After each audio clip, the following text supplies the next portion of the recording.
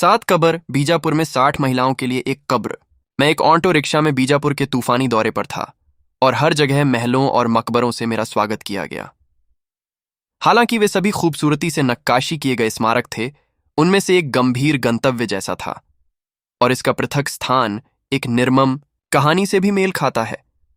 बीजापुर में मेरा आखिरी पड़ाव 7 कब्र था, जो 60 महिलाओं की कब्र थी। 7 कब्र के बारे में मैंने सिर्फ किताबों में ही सुना था। मुझे नहीं पता था कि यह वास्तव में अस्तित्व में है या नहीं। यहां तक कि ऑटो चालक भी, जो उस दिन मेरा मार्गदर्शक रहा, मुझे वहां ले जाने का इच्छुक नहीं था। आसपास कोई नहीं है और यह कीचड़ भरी गली में है। कोई सड़क नहीं है। हो सकता है तुम्हें वहां अकेले चलकर जाना पड़े, उसने मुझे मना करने की कोशिश करते हुए कहा। लेकिन मुझे हमेशा अंधेरी उजाड़ जगहों और उनके इर्द गिर्द घूमती कहानियों के बारे में उत्सुकता रही है, इसलिए मैंने उसे मुझे वहां ले जाने के लिए मना लिया, भले ही वह जगह अलग थलग थी। सड़कें हमें धूल भरे शहर से काफी आगे तक ले गईं।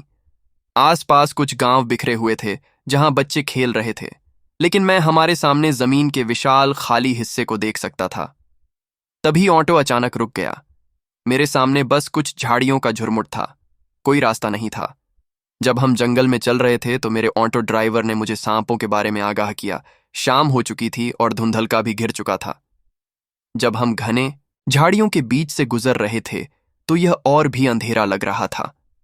अचानक मैंने एक पेड़ की शाखाओं से घिरे एक पुराने टॉवर के टूटे हुए अवशेषों को देखा। वह ईंट के लाल रंग का था और वहां पहुंचने के लिए कोई रास्ता नहीं था। मेरे सामने ऊंचे ऊंचे पेड़ों की बेतरतीब शाखाएं उसकी ओर बढ़ती हुई उसे ढक रही थीं।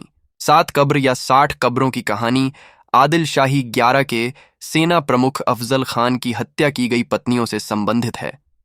सन्नाटा भयानक था। कब्रें इस भयानक कहानी को बयां करती हैं कि कैसे इन महिलाओं को उनके ही पति ने मार डाला था। कहानी 17वीं शताब्दी में सेट की गई थी और हमें एक युद्ध के मैदान में ले जाया गया था, जहां छत्रपति शिवाजी और आदिल शाह 11 के बीच एक कड़वा युद्ध लड़ा गया था। एक ज्योतिषी ने स्पष्ट रूप से भविष्यवाणी की थी कि अफजल खान युद्ध हार जाएगा और वह युद्ध में जीवित नहीं बचेगा। क्रोधित, ईर्ष्यालु और स्वामित्व वाले कमांडर ने फैसला किया कि मरने से पहले उसकी पत्नियों को उसके ही हाथों से मार दिया जाएगा ताकि वे दोबारा शादी न कर सकें। इसलिए वह इन निर्दोष महिलाओं को उस स्थान पर ले गया और उन्हें एक कुएं में धकेल दिया और उन्हें मार डाला।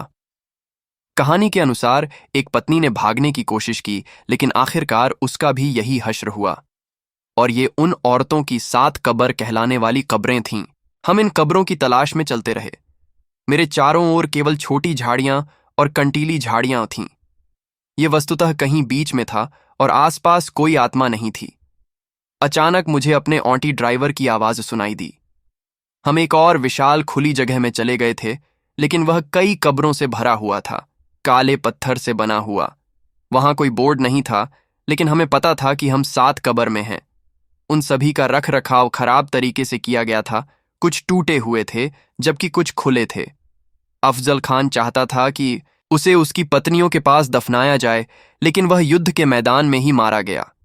हमने उनमें से सभी 60 को गिना। 7 कब्र या ये कब्रें इन अभागों के लिए एक मूक स्मृति लेख की तरह थीं। अंधेरा धीरे धीरे परिदृश्य को घेर रहा था और ठंडी खामोशी ने केवल भय को और बढ़ा दिया था। कोई भी उन महिलाओं की चीखों की लगभग कल्पना कर सकता है जब उन्हें मौत के मुंह में धकेला गया था। मेरे ऑटो चालक ने जोर देकर कहा कि हम वापस लौटें और मैं धीरे धीरे शहर की ओर अपने कदम पीछे ले गया, यह कल्पना करते हुए कि इन महिलाओं के अंतिम विचार क्या थे। वीडियो अच्छे लगे तो वीडियो को लाइक करें, चैनल पे नहीं तो सब्सक्राइब करो।